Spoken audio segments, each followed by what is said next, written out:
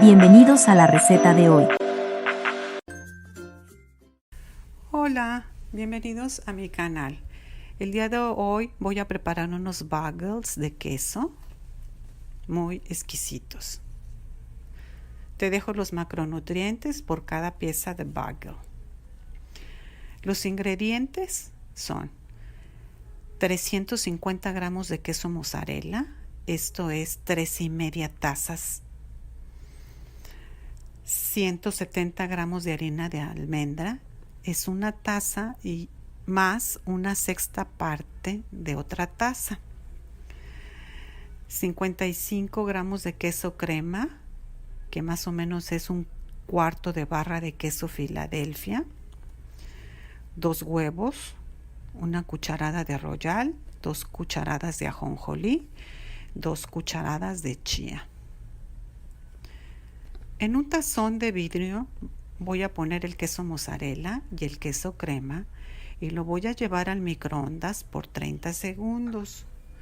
Lo voy a sacar y voy a batirlo y voy a repetir esto 3 veces. O sea, en total van a ser 2 minutos en 4 ciclos de 30 segundos.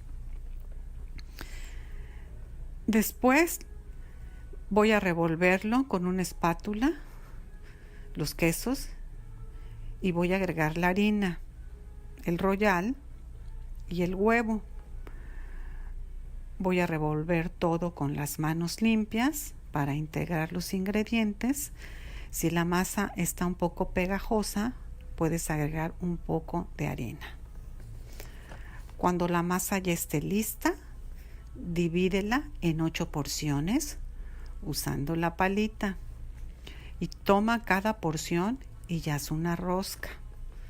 La vas a poner encima de una charola forrada con papel mantequilla. Luego vas a espolvorear el ajonjolí y la chía y finalmente los vas a hornear a 350 grados Fahrenheit, esto es 180 grados centígrados por 15 minutos. Y así quedan de deliciosos. Te invito a que los prepares. Si te gustó la receta, regálame un like y compártelo.